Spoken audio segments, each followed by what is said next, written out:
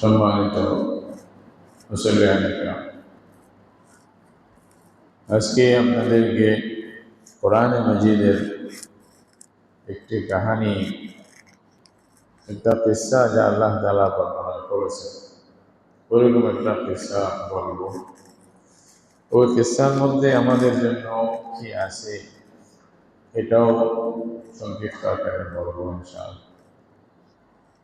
কোরআন আল্লাহর কালাম, এটার মধ্যে যেরকম ভাবে বান্দাদের জন্য বিধিবিধান আছে, একজন মানুষ জন্ম থেকে মৃত্যু পর্যন্ত কিভাবে নিজের জীবনটা পরিচালনা করবে এবং যতটুকু নিয়ামত আল্লাহ তাআলা ওনাকে দান করেছেন এবং পুরা জীবনে আল্লাহ যা দেবেন সে নিয়ামতগুলো কীরকম ব্যবহার করবে, ব্যবহারের পদ্ধতি, নিয়ম কি, নিজাম বা সিস্টেম কি, এটা যেমন আল্লাহ তাআলা বলেছেন প্রত্যেকটা বান্দার জন্য, বান্দা বান্দির জন্য, তদ্রূপ আল্লাহ তাআলা মানুষের মন মেজাজ, নিজের মনোভাব ইত্যাদি এগুলা স্থির করার জন্য, এগুলাকে আশপাশের ঘটনা, পূর্বের পরের ঘটনা, এগুলাই সব বলে আল্লাহ তাআলা মানুষকে মানসিকভাবে তৈরি করার জন্য,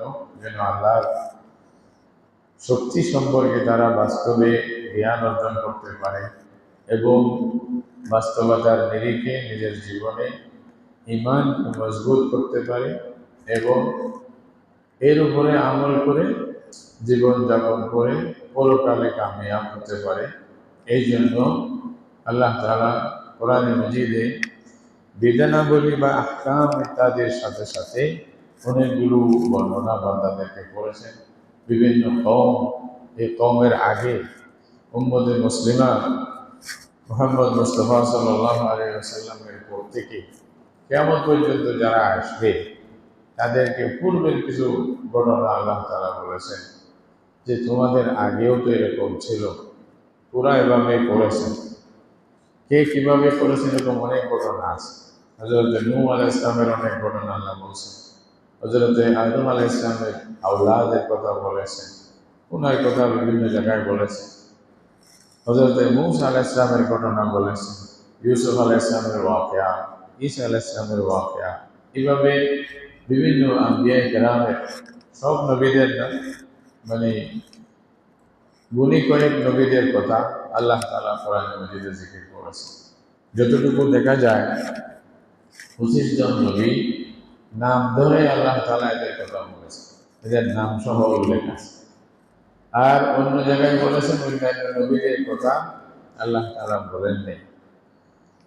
আল্লাহ বলছেন যে ওয়ারসুলান কাদ কাসাসনাহুম আলাইকা মিন ক্বাবলু ওয়া রাসূলান লাম নাকসুসহুম আলাইক, কিছু রাসূল এমন আছেন যাদের কথা আমি আপনাকে বলেছি, আর অনেক নবীদের কথা এরকম আছে যাদের কথা আমি আপনাকে বলি নাই। এই আবার কোরআনে মাজিদে যে কাহিনীগুলো আল্লাহ বলেছেন ওটার মধ্যে আম্বিয়া কেরামের কাহিনী, ওদের উম্মতের কাহিনী যেরকম আছে, তার সাথে সাথে কিছু আল্লাহর যারা ওলি, নবী না কিন্তু আল্লাহর বান্দা, খালেস বান্দা, যারা এটা প্রমাণ করেছে যে ঈমানের মধ্যে তারা সত্য, আমলের মধ্যে সত্য, আল্লাহর মধ্যে তাদের বিশ্বাস করা হয়েছিল এবং তারা এই জগতে বড় জগতেও ফায়দামন্দ হয়েছে, তারা লাভবান হয়েছে।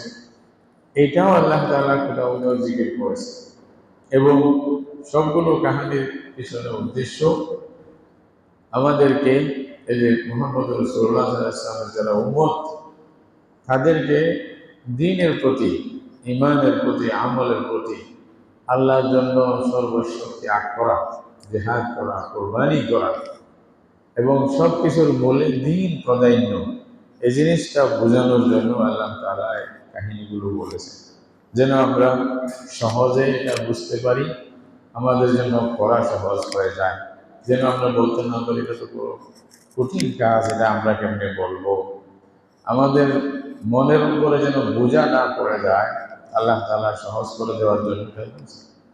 যেমন রোজার বিধান যেখানে আল্লাহ বলতেছেন রোজার বিধানের কথা বলতে গিয়া আল্লাহ তাআলার সাথে সাথে একটা কথা বলছেন, কামা কুতিবা আলাল্লাযীনা মিন ক্বাবলিকুম, শুধু তোমাদের উপরে ফরজ, তোমাদের জন্য কষ্ট দেওয়া হচ্ছে, উপবাস থাকতে বলা হচ্ছে তা নয়, বরঞ্চ তোমাদের পূর্বে যারা ছিল, যত উম্মতেরা ছিল, যেটার গণনা আল্লাহ ছাড়া কেউ জানেন না, সঠিক ইতিহাস আল্লাহ বাদে কেউ জানেন না, আমরা একটা ধারণা করতে পারি, বাকি আল্লাহ সব জানেন কি হয়েছে না হয়েছে। আর এটা জানার কোনো উপায় নেই। আল্লাহ তাআলা যদি না বলেন তাহলে আমাদের জানার কোনো উপায় নেই। এটা আল্লাহ কোরআনে বলছেন, রাসূলুল্লাহ সাল্লাল্লাহু আলাইহি ওয়াসাল্লামকে বলছেন, সেই সময় আপনি ছিলেন না, আপনি জানতেন না, আল্লাহ তাআলা আপনাকে জানাইছেন বলে আপনি জানতেছেন। তিলকা আয়াতুল্লাহি নাতলুহা আলাইকা বিল হক, আল্লাহ বলছে এটা আল্লাহর নিশানি ছিল এমন জমানায় যখন আপনি ছিলেন না। মা কুনতা লাদাইহিম, বলছে আপনি তাদের কাছে ছিলেন না, কিন্তু আল্লাহ আপনাকে বলে দিয়েছে। তিলকা মিন আম্বাইল গায়ব, আল্লাহ বলছে এটা গায়বী খবর, আল্লাহ আপনাকে জানাইছে, আর আপনার জানার কোনো উপায় নেই। আপনি পয়দা হন নাই, কেমনে জানবেন? আপনার 1000 বছর আগের কথা হুবহু এরকম সত্যবাদে বলা, এটা কারো পক্ষে সম্ভব না যদি আল্লাহ না বলেন। ইত্যাদি আল্লাহ তাআলা বলে দিয়েছেন, যেন আমরা ওগুলা শুনে, এই ওয়াকিয়াগুলো শুনে ওখান থেকে উপদেশ নিতে পারি, আমাদের ভবিষ্যৎ জীবনের যেটা প্ল্যান, যেটা এম, এটা যেন ঠিক করতে পারি। এগুলো হিকমত আছে। আল্লাহ মিসাল ওয়াল কিসাস, আল্লাহ তাআলা কতগুলি মিসাল, দৃষ্টান্ত বর্ণনা করেছেন, কতগুলি কাহিনী বর্ণনা করেছেন, এগুলার পিছনে উদ্দেশ্য এটাই। আল্লাহ তাআলা কোরআনে বলেন, লাকাদ কানা লাকুম ফি কাসাসিহিম ইবরাতুন লিউলিল আলবাব। হযরত ইউসুফ আলাইহিস সালামের কাহিনী বলার পরে আল্লাহ তাআলা বলতেছেন, এই নবীদের কাহিনী যেগুলো বললাম, এগুলোর মধ্যে যারা আকলমন্দ আছে, বুদ্ধিমান লোকেরা আছে, যারা জ্ঞানকে কাজে লাগায়, তাদের জন্য অনেকগুলো উপদেশ এটার মধ্যে আছে। অনেক মাইল ফলক এখান থেকে তারা ঠিক করতে পারবে, তাদের জীবনে কি করা দরকার পুরো এখান থেকে নিতে পারবে, এবং কোন কোন জিনিস আল্লাহর কাছে পছন্দনীয়, বান্দার কোন কাজটা, কোন চিন্তাধারাটা, কোন আকীদা বিশ্বাসটা আল্লাহর কাছে পছন্দনীয়, আর কোনটা আল্লাহর কাছে অপছন্দনীয়। দুইটা দিক, একটা আল্লাহর পছন্দনীয় বান্দা, আল্লাহর মাহবুব বান্দা, আল্লাহ যাদেরকে ভালোবাসে তাদের কাহিনী, এদের বিরুদ্ধে যারা আল্লাহকে, যাদেরকে আল্লাহ পছন্দ করেন না, আল্লাহ তাদের উপরে নারাজ, এবং তাদের কর্মকাণ্ডে আল্লাহ কোনো রকমের পছন্দিতা আল্লাহ নাই, তাহলে সেরকম উভয় দিকের কথা আল্লাহ তাআলা বলেছেন। তাহলে বান্দার জন্য স্পষ্ট হয়ে যায় প্রত্যেকটা কাহিনীর মধ্যে এটা দুটা দিক থাকে, একটা ভালো একটা খারাপ। যেটা ভালো এটা আমাদের নিতে বলা হচ্ছে, আর যেটা খারাপ এটা থেকে দূরে থাকতে বলা হচ্ছে। আর অনেক সময় এমন এমন পরিস্থিতির বর্ণনা দেওয়া হয়েছে যেন ইমানওয়ালা ওদের সামনে খুব দুর্বল, আর ওরা দুনিয়াবী হিসাবে শক্তিশালী, এরকম ভয় দেখাচ্ছে। আল্লাহ তাআলা ওখানে আমাদের শিক্ষা দিয়েছেন, তোমাদের ভয়ের দরকার নাই, তোমরা যদি আল্লাহকে ধরে থাকো, আল্লাহর উপরে কেউ নেই, আল্লাহ সময় মতো ওদেরকে শিক্ষা দিয়ে দেবে। এবং তোমরা যা দুনিয়াতে মনে করতেছো, বেশি সম্পদ হলে, বেশি টাকা পয়সা হলে, বেশি জনবল থাকলে তোমরা কামিয়াব হয়ে যাবে, তোমরা সফল কাম হবে, এই চিন্তা ভাবনা তোমাদের ঠিক না। আল্লাহ যখন চাইবেন, আল্লাহর জন্য কোনো জনবলেরও দরকার নেই, অনেক বড় সম্পদেরও দরকার নেই। আল্লাহর এটা সব আল্লাহ, দুনিয়াতে যা আছে সব কার। আল্লাহ পরীক্ষা করেন, যখন আল্লাহ চান কম লোক দিয়ে বেশি লোকদেরকে পরাজিত করে দেন। আগার যখন আল্লাহ চাইবে, সম্পদ মোটেও নেই, একেবারে ফকির, গরিবের উপরে, বাদশার উপরে অনেক আল্লাহ প্রধানমন্ত্রী, আল্লাহ চাইতে পারে। আল্লাহর কাছে আসল কথা হলো তোমাদের জ্ঞান এবং ইমান, এবং এটার উপরে মজবুত আমল, ধৈর্য ধরে কাজ করতে থাকা, ইস্তেকামত, এই সবগুলো কথা আছে। এই গুণগুলো তোমাদের মধ্যে থাকলে আল্লাহ তাআলা তোমরা যে অবস্থায় থাকো না কেন তোমাদেরকে কামিয়াব করবে। এই জন্য ধৈর্য ধরতে হবে। এই যে ভূমিকা যেটা বললাম, এগুলাই হলো আসল উদ্দেশ্য। আল্লাহ তাআলা আমাদেরকে কোরআনে কাহিনীগুলো কেন বললেন, এই কাহিনীগুলোকে সামনে রেখে আমরা মনোবল বৃদ্ধি করতে পারবো, ইমান বাড়াতে পারবো, শক্তি, রুহানি শক্তি আমাদের মধ্যে বাড়বে, সেরকম সাহস তৈরি হবে। এটার জন্যই আল্লাহ তাআলা কোরআনে কাহিনীগুলো বলেন। এই সমস্ত কাহিনী যেগুলো আল্লাহ বলছেন, এগুলোর মধ্যে প্রথম পর্যায়ে প্রথম সারির যারা মুসলমান ছিলেন, আমরা তো কিছু দেখতেছি না, ওনারাই তো করছে সব, যা যুদ্ধ করতে হয়েছে রসুলের সাথে সুখে দুঃখে এবং প্রত্যেকটি অবস্থাতে যারা সাথে ছিলেন, যারা সবকিছু চোখে দেখছেন, যাদের দ্বারা আল্লাহ দিন প্রতিষ্ঠা করছেন, আল্লাহর দুশমনকে প্রতিহত করছেন, এটা একটা কাহিনী, বিরাট লম্বা কাহিনী, পুরো ইতিহাস। এটা রসুল করিম সাল্লাল্লাহু আলাইহি ওয়াসাল্লামের সিরাতের মধ্যে এগুলো বলা আছে। ওদেরকে আল্লাহ তাআলা প্রথম দেখাইলেন যে দেখো, তোমাদের আগেই হয়েছিল, তোমাদেরই করতে হবে। তাহলে প্রথম কাজ ওরাই করে দেখাইছে, তো ওনারা করে প্রতিষ্ঠা করে দেখাইছেন। এরপরে পুরা ইতিহাস আবার বারবার কিয়ামত পর্যন্ত দোহরাইবে আল্লাহ তাআলা আমার হবে। কিছু একটা রাসূলুল্লাহ সাল্লাল্লাহু আলাইহি ওয়াসাল্লামের সুন্নতের যে অবস্থা, হয়তো সারা বিশ্বে একরকম থাকবে না, কোনো দেশে কিছু, কোনো দেশে কিছু, কোনো দেশে এরকম হবে। কখনো কোনো দেশে হয়তো সুন্নতের প্রতি মানুষের আকর্ষণ কমে যাবে, দ্বীনের প্রতি কমে যাবে, হয়তো দিনই বাড়ে যাবে, কেউ জুলুম অত্যাচার শুরু করবে, তখন আল্লাহ তাআলা একজনকে তৈরি করে দেবে। ওই আগের কাহিনীগুলো আবার দোহরা, জানেন যেভাবে জুলুম করে মজলুম কিভাবে প্রতিহত করবে, বারবার বারবার আল্লাহ তাআলা বিভিন্ন কওমের কথা, নবীদের কথা, নবীদের মাধ্যমে যারা ঈমান, যারা সত্যের উপরে থাকে, মজবুত থাকে, তাদেরকে ওদের মোকাবেলার জন্য তৈরি হতে হবে। এমন সময় কিছু যায় যারা সাহস পায় না, দুর্বলতা কাজ করে, কাপুরুষতা কাজ করে, তখন ওরা সেরকম সাহস করে জালেমের সামনে দাঁড়ানো, এরকম সাহস থাকে না। আল্লাহ তাআলা কাউকে আবার তৈরি করে দেন, তাদের মধ্যে নতুন করে ইমানের এই যে রেনেশা আবার শুরু করে দেন, তখন ওনারা ইমান মজবুত করে আবার দাঁড়িয়ে যায়। তখন জালেম কোথায় চলে যায় খবর থাকে না, মজলুমকে আল্লাহ তাআলা আবার আসমানে বসান, কিছুদিন যাওয়ার পরে আবার অবস্থা এরকম হয়। এইভাবেই ঘুরতে আসে দেখতেছি। আর রাসূলুল্লাহ সাল্লাল্লাহু আলাইহি ওয়াসাল্লামের পরে বিষয়টা এমন হয়েছে কি, তখন নবী তো আর আসবেন না।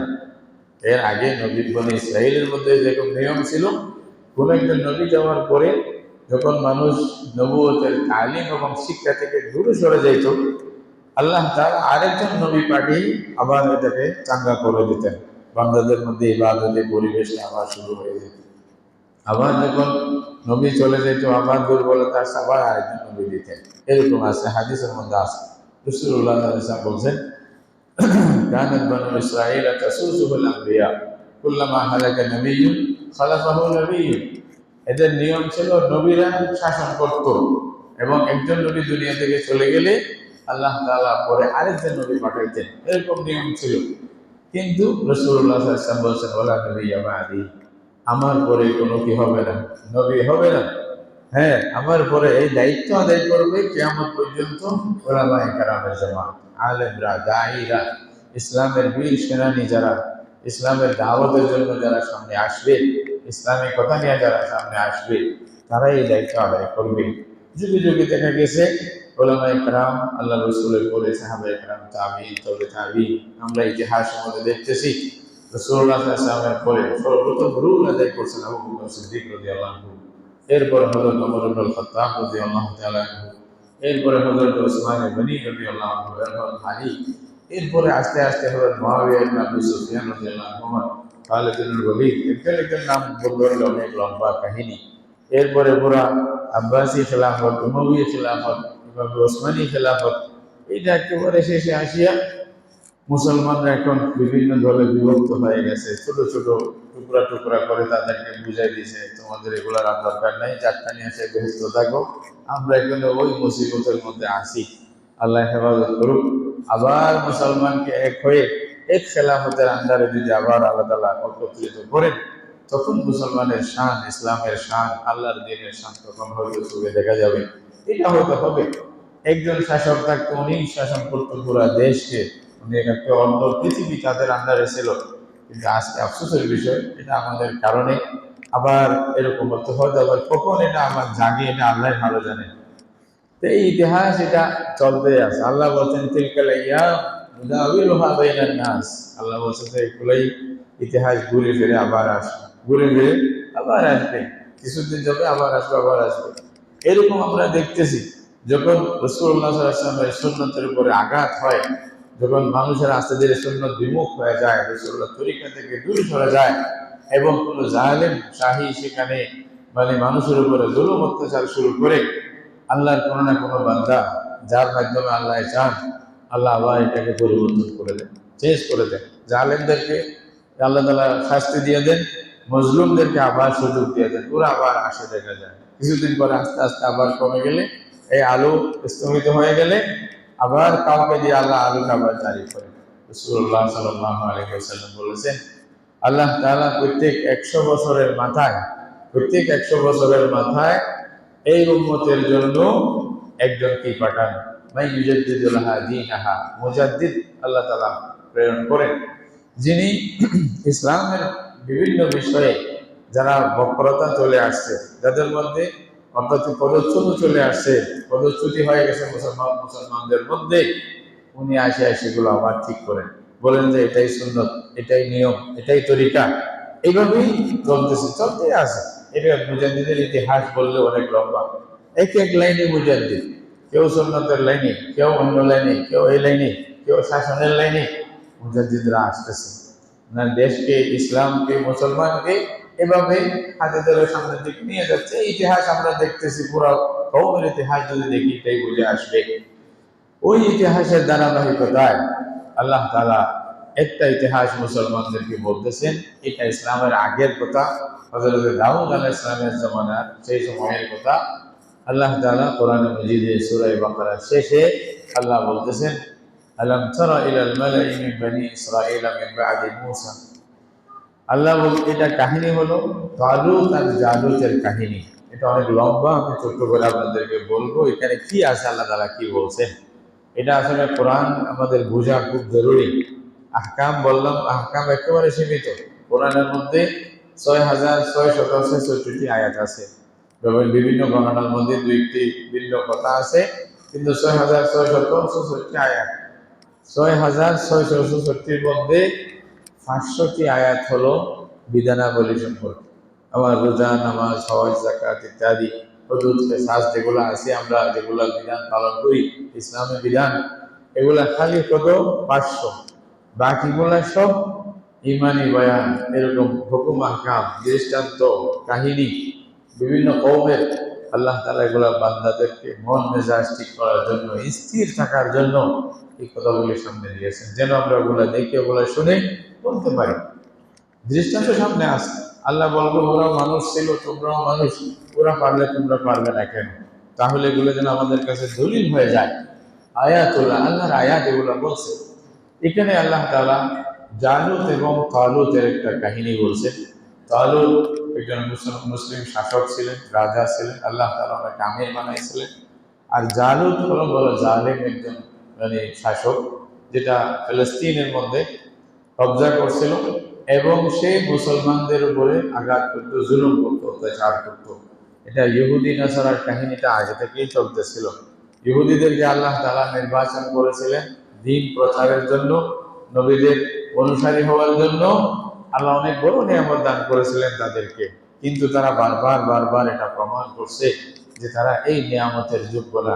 শেষ পর্যন্ত আল্লাহ তাআলা নবী মুহাম্মদ সাল্লাল্লাহু আলাইহি ওয়াসাল্লামের মাধ্যমে এই দায়িত্ব আর একটা কওমকে দিয়ে দিছে, ওদেরকে বাদ দিছে। তোমরা যেহেতু বারবার প্রমাণ করেছো তোমাদের দ্বারাই হবে না, সুতরাং এখন থেকে এই দায়িত্ব মিল্লাত ইব্রাহিমের আরেক ফরদ হযরত ইসমাঈল আলাইহিস সালামের বংশে মুহাম্মদ সাল্লাল্লাহু আলাইহি ওয়াসাল্লামের মাধ্যমে এটা প্রচারিত হবে, এটা প্রতিষ্ঠিত হবে।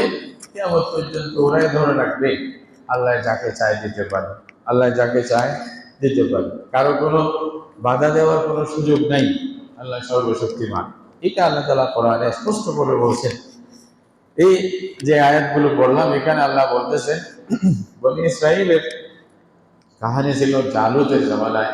জালুত তাদেরকে জুলুম করে, ইহুদি যারা ছিল সেই জামানায় হকপন্থী, ইহুদিরা তখন ঠিক ছিল, নবীদের সাথে ছিল, এবং এদের মধ্যে উল্টাপাল্টা কাহিনীগুলো, এই যে শাশ্বত অভ্যাসগুলো ছিল, তারপরেও যাই ছিল ওরা নবীদের সাথেই ছিল। এই জন্য ওদের অবস্থা দেখে জালুত বড় জালেম সরকার তাদেরকে জুলুম করে, অত্যাচার করে, নিপীড়ন করে, হত্যা করে তাদেরকে পরাজিত করছে। এবং বনি ইসরায়েলের একটা আল্লাহ তাআলার পক্ষ থেকে একটা নিদর্শন তাদের জন্য যেটা ছিল, এটা হলো তাবুত বলা। তাবুত মানে একটা সিন্দুক ছিল, যেই সিন্দুক, এটা আল্লাহর একটা নিদর্শন হিসেবে তারা কাজ করত। ওইখানে মুসা আলাইহিস সালামের কিছু জিনিসপত্র, হারুন আলাইহিস সালামের কিছু জিনিসপত্র, আল্লাহর পক্ষ থেকে নিদর্শনমূলক কিছু মানে জিনিসপত্র ওখানে রাখা ছিল। তখন যুদ্ধের মধ্যে মুসলমানেরা যখন এই সিন্ধুকটা সামনের দিকে নিয়ে যাইত, তখন সিন্ধুকের পিছনে পিছনে এরা যাইত, অনুসারীরা সিন্ধুকের অবস্থা দেখে জালেমরা ভয়ে ওরা পালাইয়া যায়। এরকম যুদ্ধের মধ্যে ওরা মানে বিজয় লাভ করত। এরকম একটা অবস্থা ছিল সিন্ধুকটা, আল্লাহর পক্ষ থেকে একটা নিদর্শন। জালুত এত বড় জালেম, সে বনি ইসরায়েলকে হত্যা করছে, ওখান থেকে বিতাড়িত করছে, ফিলিস্তিন থেকে অনেক দূরে সরাই দিছে, এবং এদিক সেদিক ওরা মানে আশ্রয় নিছে। এবং ওরা সে তাবুত সিন্দিক যেটা ছিল আল্লাহর নিদর্শন, ওটা নিয়ে চলে গেছে, ওটা পর্যন্ত কবজা করে ফেলছে, নিয়ে নিয়েছে, চিনিয়ে নিয়েছে এদের থেকে। এদের এখন আফসোস ছিল, ওরা কোন রকম মানে এইরকম অবস্থাতেই লাঞ্ছনার মধ্যে জীবনযাপন করতেছিল। তাদের মধ্যে সেরকম হিম্মত ছিল না যে যেখানে যায় সেখানে লাঞ্ছিত, তাদের কোনো দাম নাই, মূল্য নাই, তাদের আসল জিনিসটা পর্যন্ত ওরা নিয়ে গেছে। অনেকদিন পর নবীরা তাদেরকে বুঝাতে বুঝাতে, সেই সময় যেই নবী ছিলেন, আল্লাহ তাআলা ওই নবীর নাম বলেন নাই। আসলে এখানে নবীর নাম বড় বিষয় না, কাজটাই বড় বিষয়। এই জন্য নবীর নাম কোরআনে বলা হয় না। বলছে যে তারা তাদের নবীকে বলছেন।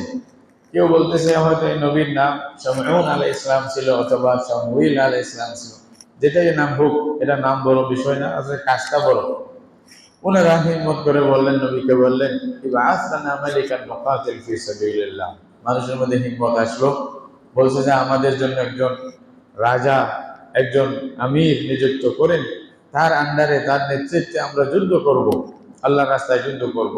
তখন নিয়ম ছিল, নবুয়ত আর এই যে রাজত্ব একসাথে ছিল না। এক জায়গায় নবুয়ত ছিল, একটা রাজত্ব, রাজা একজন থাকতো, নবী একজন থাকতো। রাজার কাজ রাজাই করতো, নবীর কাজ নবী করতো। তো ওরা ওরকম চাইছিল, আমাদের জন্য একটা রাজা ঠিক করেন, আমির ঠিক করেন, ওনার আন্ডারে, ওনার নেতৃত্বে আমরা যুদ্ধ করবো। কিংবা আসলানা মালিকান নুকাতিল ফি সাবিলিল্লাহ। তখন নবী আগে থেকেই জানতেন এই কওমের কতগুলো অভ্যাস, বদ অভ্যাস আছে। ওরা কি করতো, বলতো যে আমরা যুদ্ধ করব। যখন যুদ্ধ জেহাদ ফরজ হয়ে যেত তাদের উপরে, তখন তারা পিছপা হয়ে যেত, বলছে যে না না, মুশকিল, আমরা এত বড় কাজ করতে পারবো না, আমরা এরকম কষ্ট সহ্য করতে পারবো না, দুশ্মন আমাদের হত্যা করবে, আমরা এগুলোর সামনে যেতে পারবো, এইরকম অবস্থা ছিল। এই জন্যই হযরত শামউইল আলাইহিস সালাম তাদেরকে বললেন, قال هل عسيتم إن كتب عليكم القتال ألا تقاتلوا। মনে হচ্ছে যখন তোমাদের উপরে যুদ্ধ ফরজ হবে, তোমরা তখন যুদ্ধ করবে না, তখন কি হবে? লোকেরা বলল, খুব হিম্মত দেখাইলো, বলছে যে আল্লাহর নবী এটা কি বলতেছেন, আমাদেরকে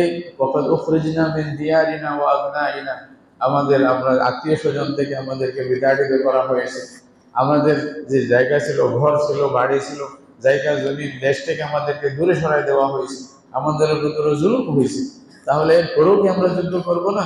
আর করবো কখন যদি করতে হয়? বলে এটাই তাকিদ করলেন যে আমরা অবশ্যই যুদ্ধ করবো। قالوا ما لنا لا نقاتل في سبيل الله وقد أخرجنا من ديارنا وأبنائنا। আল্লাহ তাআলা বলতে, ফালাম্মা কুতিবা আলাইহিমুল কিতাল, আল্লাহর পক্ষ থেকে এখন আদেশ আসলো, ঠিক আছে, তোমরা যেহেতু হিম্মত দেখাচ্ছ, তোমাদের আজিমত দেখাচ্ছ, ঠিক আছে, তোমাদের জন্য যুদ্ধ খরচ করে দেওয়া হবে। আল্লাহর পক্ষ থেকে ঠিক করে দেওয়া হবে যে তোমাদের মানে এই যুদ্ধের মধ্যে নেতৃত্ব কে দিবেন, এই রাজা কে হবেন, আমির কে হবেন, আল্লাহ ঠিক করে দেবেন। তারপর ফালাম্মা কুতিবা আলাইহিমুল কিতাল, আল্লাহ তাআলা যখন ফরজ করে দিলেন, তাওয়াল্লাউ ইল্লা কালিলাম মিনহুম ওয়াল্লাহু আলিমুম বিয-যালিমিন। বলছে যারা জালেম তাদের সম্পর্কে আল্লাহ ভালো জানে। ওই মানুষগুলা যুদ্ধ ফরজ হওয়ার পরে বলছে, না না, এই যুদ্ধ আমাদের জন্য মুশকিল। আগে তারাই চাইছিল যুদ্ধ করার জন্য, এখন যখন যুদ্ধ ফরজ হইল, আল্লাহ তাআলার পক্ষ থেকে ঠিক হয়ে গেল, ওরা বলছে আমরা তো এটা কেমনে হইতে পারি। হ্যাঁ, قال لهم نبيهم إن الله قد بعث لكم طالوت ملكا। নবী তাদেরকে বলে দিলেন যে দেখো, তোমরা যে একটা রাজা, একটা আমির নিযুক্ত করার জন্য যুদ্ধের ব্যাপারে, যার নেতৃত্বে তোমরা যুদ্ধ করবে, এরকম আমির নিযুক্ত করার জন্য আল্লাহর কাছে চেয়েছিলাম, আল্লাহ নিযুক্ত করে দিয়েছেন। কাকে বলতে? তালুত নামক এক ব্যক্তি, যিনি আসলে কোনো রাজা বাদশার বংশধর থেকে না, আবার যিনি বড় ধনীও না, আবার যার জনসমর্থনও বেশি নাই, বলছে যে সেরকম একজন ব্যক্তি, কিন্তু উনি আমার সাথে দিন, ইমান, এলম এগুলা ছিল, এবং ওনার শরীরের মধ্যে শক্তিশালী, বড় শক্তিশালী, মজবুত ছিল, এরকম বলে। তো আল্লাহ তাআলা বলে দিলেন যে তোমাদের জন্য তালুতকে নবী হিসেবে আল্লাহ প্রেরণ করেছেন। ইন্নাল্লাহ কাদ বা'আথা লাকুম তালুতা মালিকা। তখন তারা, যখন আল্লাহর পক্ষ থেকে হুকুম আসলো, এটাই বলে দেওয়া হলো যে আরে ভাই, এটা আল্লাহর পক্ষ থেকে, আমাদের পক্ষ, নবী নিজে নির্বাচন করেন নাই, আল্লাহই নির্বাচন করেছেন। এখানে তো দুই কথা বলার, অভিযোগ করার কোনো সুযোগ নেই। তো ক্বালু আন্না ইয়াকুনু লাহুল মুলক ওয়া লাম ইউতা সাআতাম মিনাল মাল। বলতেছে দেখেন, তখন প্রথম অভিযোগ তারা করলো, বলছে যে তালুত কেন নবী হবে? এটা আল্লাহর প্রথম পরীক্ষা ছিল, যে আল্লাহর কথা ওরা পুরোপুরি মানে কিনা, আল্লাহ যা বলে তা মানে কিনা। এটা প্রথম পরীক্ষা ছিল, নিদর্শন ছিল তাদের থেকে, আসলে এরা যুদ্ধ করবে কিনা। আল্লাহর পক্ষ থেকে আমির নিযুক্ত হলো, তারা প্রথম অভিযোগ করলেন, বলছে উনি কেন নবী হবেন? উনি তো মালিক হওয়ার, উনি রাজা হওয়ার, উনি আমির হওয়ার মতো যোগ্যতা ওর মধ্যে নাই। কারণ ওদের যেটা মানে ধারণা ছিল, দুনিয়াবী ধারণা, যে আমির হতে হলে বংশগতভাবে বড় লোক হতে হবে, রাজা হতে হবে, রাজার বংশ থেকে হইতে হবে, অথবা ওনার জনসম্পদ অনেক বেশি হইতে হবে। এর ওনার তো কোনো একটা নেই। বললাম কি হচ্ছে আতাম মিনাল মাল, এটা তো ওনাকে অনেক বড় বেশি ধন সম্পদ দেওয়া হয় নাই, এরকম এক ব্যক্তিকে কেন আমাদের আপনি আমির নিযুক্ত করলেন? قال إن الله اصطفاه عليكم। হযরত নবী বললেন, হযরত শামউইল আলাইহিস সালাম বললেন যে দেখো, আল্লাহই ওনাকে নির্বাচন করেছে। এটা মানে কি, তোমাদের অভিযোগের কোনো সুযোগ নাই, এটা আমি করি নাই, আল্লাহ করছেন। আর আমি করলেও তো আল্লাহর কথা হইতো, তো তোমরা এটা কেন অভিযোগ করতেছো? ওয়াজাদাহু বাসতাতান ফিল ইলমি ওয়াল জিসম। আল্লাহ তারপরে বলতেছেন, আল্লাহ তাআলা ওনাকে তোমাদের উপরে দুইটা প্রাধান্য দিয়েছেন, দুইটা বিষয় দিয়েছেন, যেটাই আসলে নেতৃত্বের জন্য যথেষ্ট।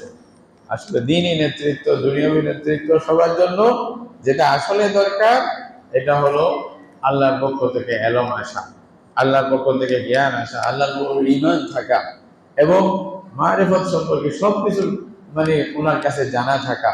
আল্লাহ ওনাকে এলম দিয়ে তোমাদের উপরে প্রাধান্য দিয়েছেন, একটা জিনিস এটা। দ্বিতীয়টা হচ্ছে, ওনাকে আল্লাহ শক্তি দিয়েছেন, শরীর দিয়েছেন, এবং শক্তিশালী একটা শরীর, এটা কাজ করতে পারবেন। অর্থাৎ এলম আর আমল, এলম আর আমল দুইটা, ঈমান আর আমল, দুইটা গুণ ওনার মধ্যে এমন আছে যেটা তোমাদের সবার চেয়ে বেশি। তাহলে ওই দুইটা গুণই দরকার নেতৃত্বের জন্য, মুসলমানদেরকে নিয়ে সামনের দিকে যাওয়ার জন্য, আল্লাহর দ্বীনকে আগে বাড়ানোর জন্য, আল্লাহর পথে জিহাদের নেতৃত্বের জন্য। এটাই দুইটা গুণ দরকার ছিল, আল্লাহ তাআলা দুইটা দিয়েছেন। এরপরে আল্লাহ বলতেছেন, আল্লাহু ইউতি মুলকাহু মান ইয়াশা ওয়াল্লাহু ওয়াসিউন আলিম। আল্লাহ তাআলা নিজের রাজত্ব, আল্লাহ নিজের এখতিয়ার, আল্লাহ তাআলা নিজের নির্বাচন, যাকে চায় তাকে দিবেন। আর তোমাদের কি? এটা তো আল্লাহর এখতিয়ারের মধ্যে, এটা তো তোমাদের হাতে ছেড়ে দেওয়া হয় নাই। আর বলতে আল্লাহু ওয়াসিউন আলিম, আল্লাহর জ্ঞান অনেক বেশি, অনেক প্রশস্ত। তোমরা যা চিন্তা করতেছো এটা তো ক্ষণিকের জন্য, ছোটখাটো, এটা কোনো মানে প্রসারিতা নেই। আল্লাহ তাআলা যেটা চিন্তা করবেন, এটা সুদূর প্রসারী। আল্লাহর কাছে কিছু মানে এরকম অজানা নাই। আগে কি হবে, কি হয়েছে, এখন কি হচ্ছে, পরে কি হবে, সব কিছু আল্লাহর জানা। সুতরাং আল্লাহ আল্লাহর জ্ঞানের ভিত্তিতেই তো করতেছে। তোমরা কোন মানে যুক্তিতে এখানে আল্লাহর মানে নির্বাচন কি, আল্লাহর আদেশ কি, আল্লাহর ফায়সালাকে তোমরা এরকম প্রশ্নবিদ্ধ করতেছো, অথবা নিজে অভিযোগ করতেছো? এই অভিযোগ তো মূল্যহীন, ভিত্তিহীন, তোমাদের এটা তো ঠিক না। আল্লাহ যেটা বলবে সেটাই মানতে হবে। তারপর ওনারা বললেন যে তাহলে উনি যে নবী, উনি যে আল্লাহ তাআলা আমাদের উপরে কি পাঠাইছেন, নেত্রী মানে নেতা হিসাবে আল্লাহ তাআলা নেতৃত্ব দেওয়ার জন্য ওনাকে দায়িত্ব দিয়েছেন, এটার একটা আলামত আমরা দেখতে চাই। আরেকটা প্রশ্ন আর কি। তো আল্লাহ তাআলা এই আলামতও দেখাই দিয়েছে, বলছে আলামত কি হো ওয়াকাল লাহুম নাবিয়ুহুম ইন্না আয়াতা মুলকিহি।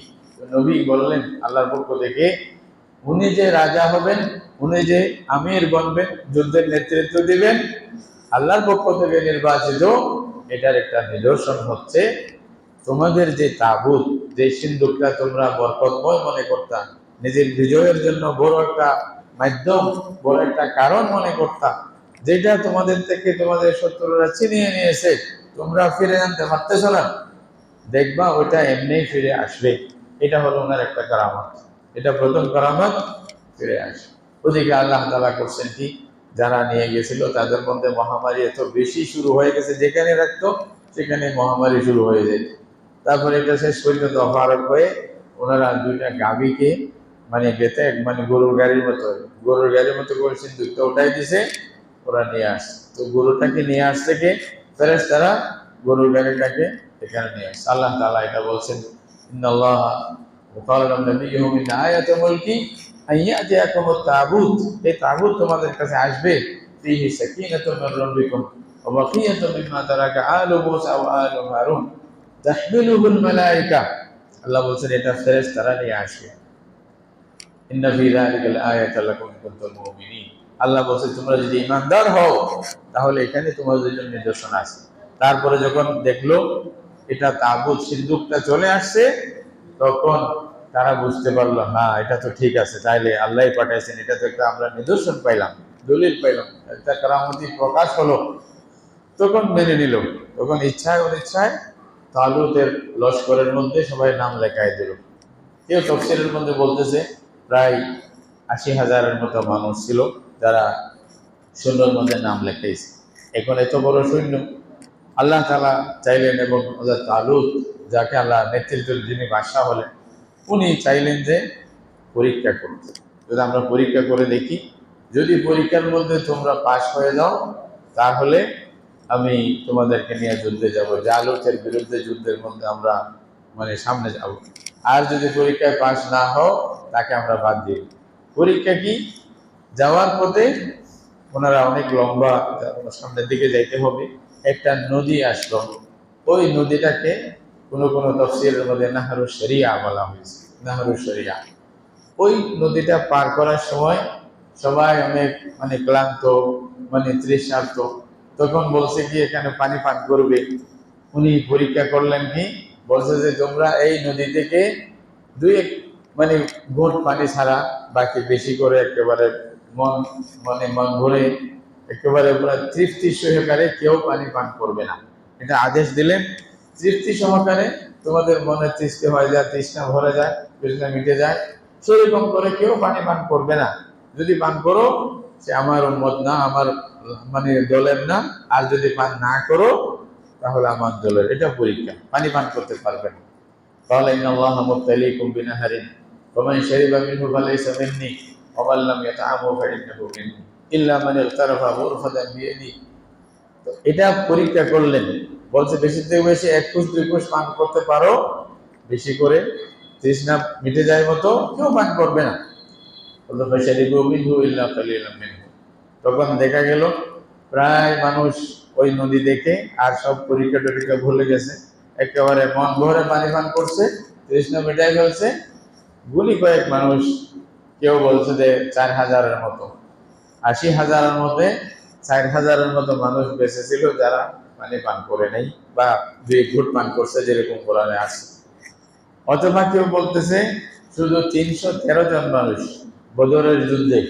বদরের যুদ্ধে যে সমস্ত সাহাবায়ে কেরাম রাসূলুল্লাহর সাথে ছিলেন, মুনাফিকরা তো পথের অন্ধকারে চলে গেছে। রাসূলুল্লাহ সাল্লাল্লাহু আলাইহি ওয়াসাল্লাম প্রায় ১৩০০ মতো মানুষ নিয়ে আসছিলেন, মুনাফিকরা তো চলে গেছে। ৩১৩ জন ছিল যারা বাস্তবে যুদ্ধ করবে রাসূলুল্লাহর সাথে। এইখানেও বলা হচ্ছে ৩১৩ জন মানুষ বেঁচে ছিল যারা পানি পান করে নাই, পরীক্ষার মধ্যে উত্তীর্ণ হয়েছিল। তখন বলছেন ফালাম্মা জাওয়াজাহু ফাশরিবিল্লাহ কলিলাম মিনহুম, এদেরকে নিয়ে যুদ্ধের মধ্যে যাবে।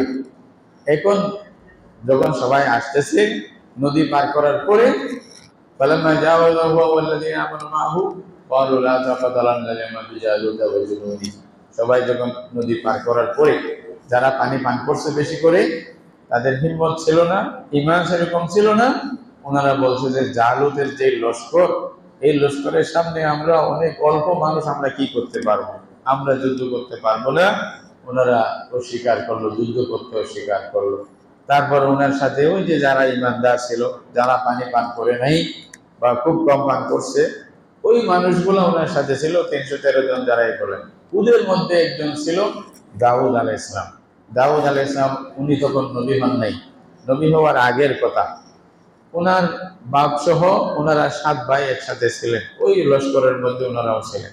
তালুত ঘোষণা করলো যে জালুতকে হত্যা করতে পারবে, জালুতের সামনে মোকাবেলার জন্য যে যাইতে পারবে, তাকে আমি রাজত্বের অর্ধেক দিয়ে দিব এবং আমার মেয়েকেও তাকে দিয়ে দেব। এটা একটা পুরস্কার ঘোষণা করলেন আর কি। তখন যখন জালুত সামনে আসলো, সেই মহা অবস্থার মধ্যে, তাকে দেখতেও সেরকম মানে মানে মানুষ ভয় করে, দেহর মতো লাগে। আবার তার আশেপাশে সৈন্য, এই যে অস্ত্র শস্ত্র এগুলো নিয়ে যখন সামনে প্রকাশ হলো, ভয়ে অনেকে কেউ যাইতে চাচ্ছেন না। তখন দাউদ আলাইহিস সালাম ছিলেন, উনি ছাগল চড়াইতেন, দুর্বল প্রকৃতির, ছোট খাটো দেখতে, বেশি একেবারে আনা এরকম আহামা তাহামা কিছু না।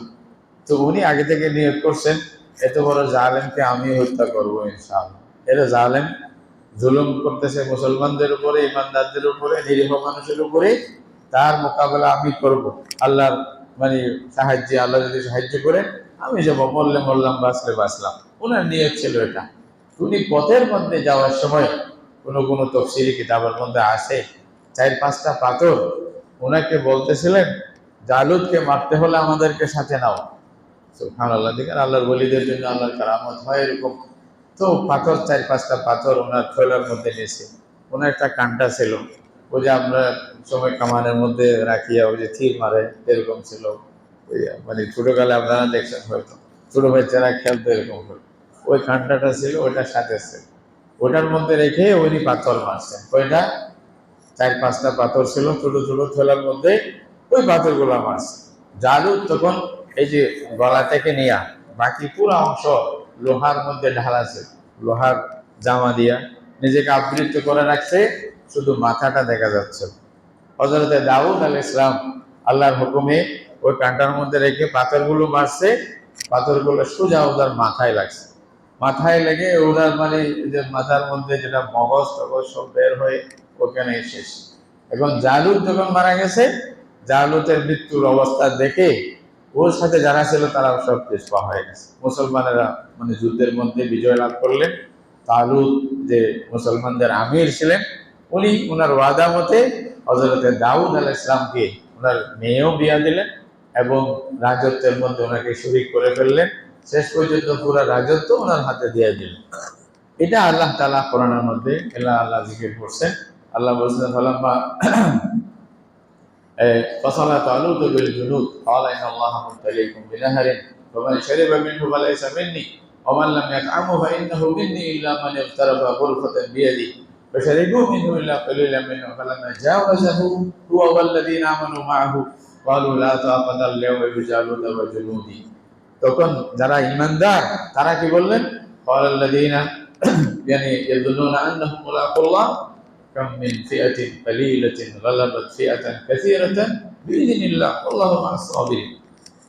বলছে যে ধৈর্য যদি ধরি তাহলে অনেক অল্প মানুষ আল্লাহ তাআলা এদের মাধ্যমে বড় বড় জামাতকে আল্লাহ পরাজিত করবেন। এটা আল্লাহর ওয়াদা। তবে আমাদের মধ্যে ঈমান থাকতে হবে, ধৈর্য থাকতে হবে, ইস্তেকামত থাকতে হবে, আল্লাহর উপর বিশ্বাস থাকতে হবে। ওয়ালাম্মা বারাজু লিজালুতা ওয়া জুনুদিহি, জালুতের সামনে যখন তারা দাঁড়াইলেন, ক্বালু রব্বানা আফরিগ আলাইনা সাবরা। আল্লাহর বান্দাদের কাজ হলো পুরোপুরি প্রস্তুতি নেওয়ার পরে আল্লাহর কাছে দোয়া করা। খালি প্রস্তুতি ছাড়া দোয়া এটাও না। আমরা তো দোয়া করি খালি প্রস্তুতি ছাড়া, কিছু ছাড়া। কোনো কিছু কোনো রকমের প্রস্তুতি নেই শত্রুর সামনে দাঁড়ানোর জন্য। খালি হুজুরকে বললে তো দোয়া করেন না একটু, খালি দোয়ার মধ্যে আসি। দোয়াটা খারাপ না, তবে এটাই সীমিত থাকা, এখানে বুজদিল হয়ে যাওয়া, এটাই ইসলামের শিক্ষা না। রাসূলুল্লাহ সাল্লাল্লাহু আলাইহি ওয়াসাল্লাম ঘরে বসিয়া মদিনাতে বসিয়া দোয়া করেন নাই। রাসূলুল্লাহ সাল্লাল্লাহু আলাইহি ওয়াসাল্লাম দোয়া তো করতেন। বদরের ময়দানে সাহাবায়ে কেরামকে নিয়ে যখন দেখছেন কাফেরদের এত বড় বিরাট একটা দল, এটার সামনে অল্প সংখ্যক মুসলমান, 313 জন মুসলমান, এরা তো প্রথমে এদেরকে চাপাই ফেলবে, গিলে ফেলবে। আল্লাহর কাছে দোয়া করতেছেন যে আল্লাহ, এই অল্প জামাতের মুসলমান ইমানদার এরা যদি ধ্বংস হয়ে যায়, তোমার ইবাদত করার মতো, আল্লাহ বলার মতো কেউ পৃথিবীতে থাকবে না। এটা আল্লাহ রসুল দোয়া করছেন। রাওয়ায়াতের মধ্যে আছে সেই রাত আল্লাহ রসুল সারা রাত দোয়া করছেন, সারা রাত এরকম দোয়া করছেন। এমনকি হযরত আবু বকর সিদ্দিক রাদিয়াল্লাহু আনহু আসিয়া রাসূলুল্লাহর পিঠে হাত দিয়ে বলেন, ইয়া রাসূলুল্লাহ কাফা কাফা। আল্লাহ রসুলকে সান্ত্বনা দিচ্ছে আবু বকর সিদ্দিক রাদিয়াল্লাহু আনহু আসিয়া বলতেছেন, এটা অবস্থা দেখে, ইয়া রাসূলুল্লাহ অনেক দোয়া করছেন, আল্লাহ ইনশাআল্লাহ আমাদের কামিয়াব করবে, আপনি খালি বলে দেন কে কোথায় তাকিয়ে যুদ্ধ করবে। ওই সময় রাসূলুল্লাহ বলেছেন মুসলমানদের মনোবল করার জন্য, এইখানে অমুক অমুক মানে কাফেরের সর্দার মারা যাবে, এখানে অমুক মারা যাবে, এখানে অমুক মারা যাবে, এখানে অমুক মারা যাবে, তোমরা যুদ্ধ করো। রাসূলুল্লাহ যেরকম বলছেন সেরকম ভাবে যুদ্ধ হয়েছে। আল্লাহ তাআলা 313 জন মানুষের মাধ্যমে পুরো কাফের জগতের কোমর ভেঙে দিয়েছে।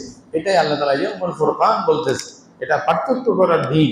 হ্যাঁ, এটা হক মানে বিজয় হওয়া এবং মানে বাতিল পরাজিত হওয়ার একটা স্পষ্ট দিন, নিদর্শন বদরের যুদ্ধ। এই বদরের যুদ্ধের মতো এই ঘটনাটা আল্লাহ তাআলা মুসলমানদেরকে আগে থেকে বললেন, দেখো এর আগেও তোমাদের হয়েছে, তোমাদের হিম্মত বাঁধতে হবে, মজবুত হতে হবে, আল্লাহর কাছে দোয়া করতে হবে। তোমাদের আসল ভরসা একমাত্র কে? আল্লাহ। ভরসার কেন্দ্র একমাত্র কে? আল্লাহ। তোমাদের শক্তিতেও কিছু হবে না, তোমাদের জনবলেও কিছু হবে না, বাকি এগুলা জনসম্পদেও কিছু হবে না, এগুলো মিসমার হয়ে যাবে, গুলিস্তান হয়ে যাবে। আল্লাহর হুকুমের উপরে তোমরা যদি মজবুত থাকো, তোমরা ধৈর্য ধরো, ইস্তেকামত থাকো, তুমি দাঁড়াই থাকো, দেখবা কে মারতেছে। আল্লাহ তাআলা বলছেন, ওমা রামাইতা ইয রামাইতা ওয়ালাকিন্নাল্লাহ রামা। আল্লাহ হাতটা তুমি দাও, আল্লাহ মারবে। তুমি দাও এরকম পাথরটা, তুমি এরকম মারো, আল্লাহ তাআলা যেখানে পৌঁছানোর আল্লাহ পৌঁছাবে। আল্লাহ বলছে যে তুমি মারো নাই, আল্লাহ মারছে, হাতটা তোমার লাগবে, তুমি সামনে গিয়ে দাঁড়াও। এটাই আল্লাহর সাহায্য আসবে।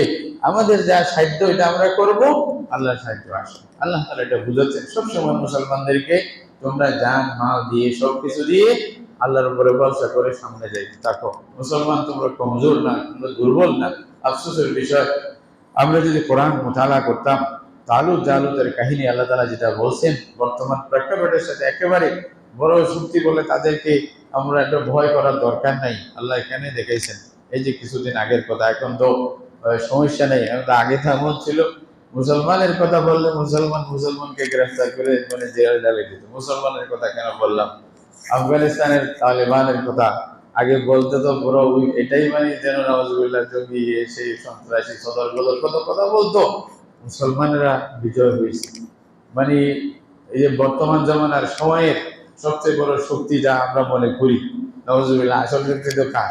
আল্লাহ। মুসলমানদের এটা বলার দরকার নেই, আল্লাহ চোখের সামনে দেখাই দিয়েছে না। মেহনত হয়েছে, কষ্ট করছে, 20 বছর তারা সফর করছে, ধৈর্য ধরছে, তাদের জমিনের উপরে কারো মানে এই যে কর্তৃত্ব করতে দেয় নাই। আমেরিকার মতো শক্তি গ্লেজ গুলিয়ে পালাতে বাধ্য হয়েছে, শেষ পর্যন্ত নিজের জিনিসগুলো নিতে পর্যন্ত সুযোগ পায় নাই। এটা সবাই সামনে, এটা স্পষ্ট কথা, নাকি অস্বীকার করার কোনো সুযোগ আছে? আল্লাহ তাআলা তাদেরকে এমন মানে নিজের মানে সাহায্য দান করছেন, তাদের উপরে এহসান করছেন। তাদের দেশ আজকে শুনে দেখেন, হয়তো মিডিয়া তো আমাদের সামনে সব গোপন রাখে, তাদের কথা বলতে দিচ্ছে না। দেখেন কত আরামে আছে, জান্নাতের মধ্যে আছে, তারা শান্তির মধ্যে আছে। মারামারি নেই, কোনাকুনি নেই, চুরি ডাকাতি নেই, আলহামদুলিল্লাহ শান্তি যেখানে যায়। আমি যতটুকু শুনছি, একজন ওলামায়ে কেরামের একটা দল গিয়েছিল ওটা দেখার জন্য। তো ওখানে দেখছে যে এক জায়গায় একটু স্বর্ণ পড়ে আছে। তো আফগান মুজাহিদিনদের মধ্যে, ওলামায়ে কেরামদের মধ্যে যারা বর্তমান শাসন ব্যবস্থা চালাচ্ছেন, ওদের একজন সাথে ছিল। তুই বলছে যে দেখছেন একটা স্বর্ণ পড়ে আছে এখানে? বলছে হ। বলছে আমরা ঘুরে আসবো, দেখবেন কেউ নেবে না। আমরা ঘুরে আসবো, দেখবেন এসে কেউ উঠাই নাই। বলছে কেমনে? বলছে দেখেন না আমার সাথে। তো ওনারা 1 ঘন্টা 2 ঘন্টা ঘুরিয়ে বিভিন্ন জায়গায় দেখছেন, আসিয়া ওই জায়গায় বলছে যে দেখছেন স্বর্ণ এখন আছে কিনা? কেউ ধরে নেই, কারণ নিয়ম এরকম হয়ে গেছে যে এখানে সিস্টেম মতে এটা ধরলে আমার জন্য মুসিবত হবে, আগে শাস্তি দেওয়া হবে, ইসলামী হুকুম মতে ব্যবস্থা করা হবে। সেই ভয়ে আর কেউ ধরে নেই, বলছে সরকারের দায়িত্ব সরকার আদায় করবে। এটা মানুষ আছে, ওনারা দেখবে, ওনারা নিয়ে যাত্রা তার কাছে পৌঁছে যাবে। এরকম শান্তি আল্লাহ তাআলা দিয়েছেন। টাকা পয়সার দিক দিয়ে, ধন সম্পদের দিক দিয়ে আল্লাহ দিতেই আছে। এটা হলো আল্লাহর কথার উপরে মজবুত করে আমরা যদি থাকি, তাহলে আমাকে কোনো কেউ পরাজিত করতে পারবে না। এটা নমুনা আল্লাহ দেখাই দিচ্ছে। তাহলে সুতরাং আমাদের মধ্যে হিম্মত আসতে হবে, কারো কাছে গোলামি যেন না করি, যেহেন ভাবে গোলাম যেন না হয়ে যায়, কারো শক্তির সামনে যেন আমরা কাবু না হয়ে যায়। আসল শক্তিশালী কে? আল্লাহ রাব্বুল আলামিন। আল্লাহ এটাই বলতেছেন, ইন্নাল্লাহা মাআস সাবিরিন, আল্লাহ তাআলা ধৈর্যধারী যারা আছে তাদের সাথে আছে। এরপরে আল্লাহ তাআলা দাউদ আলাইহিস সালামকে ওই জালুতের হত্যার পরে দাউদ আলাইহিস সালামকে এলম দান করলেন, রাজত্ব দান করলেন। তারপরে এভাবে আল্লাহ তাআলা তাদের উপরে নামের উপরে নাম দিলেন। এর কথা বলার শেষে আল্লাহ বলতেছেন, এই যে ওয়ালাউলা দাফাউল্লাহিন নাসা বা'দাহুম বিবা'দিন লাফাসাদাতিল আরদু, বলছে আল্লাহর নিয়ম হচ্ছে এটাই, এখন কেউ জুলুমের শেষ সীমায় পৌঁছে যাবে, আল্লাহ তাআলা অন্য কারো মাধ্যমে জালেমকে প্রতিহত করে, তাকে দলিল শোধ করে ওর জায়গায় আরেকজনকে বসাবে। এভাবে আল্লাহর দুনিয়ার নিজাম চলবে। এটা যদি না হতো তাহলে দুনিয়া ধ্বংস হয়ে যেত। আল্লাহ তাআলা এই প্রসঙ্গে আল্লাহ বলতে, আপনি সত্য রসুল, এখানে কোনো সন্দেহ নাই। এই ঘটনাগুলো আপনি জানতেন না, আমি আপনাকে বলতেছি, আপনি মানুষকে বলে দেন। এটাও আপনি সত্য যে রসুল, এটার একটা দলিল, যে না হয়তো বললেন কেমনি, আপনি যে ছিলেন না, কেমনি জানেন? আপনি যে বলতে পারতেছেন সত্য সত্য কথা, এটাই দলিল আপনি যে সত্য রসুল, এখানে কোনো সন্দেহ নেই। সুতরাং তাদেরকে আপনার কথা মানা দরকার, এভাবে চলা দরকার। আল্লাহ তাআলা এই যে ঘটনাটা বললাম, তালুত জালুতের কাহিনী, কোরআনের কাহিনীগুলো মাঝে মাঝে শুনেন। আল্লাহ আমাদের জন্য অনেক বড় ইবরতের কথা রেখে দিয়েছেন। আল্লাহ আমাদেরকে কোরআন বোঝার জন্য, আমল করার জন্য তৌফিক দান করুন। ওয়া আখিরু দাওয়ানা আলহামদুলিল্লাহ।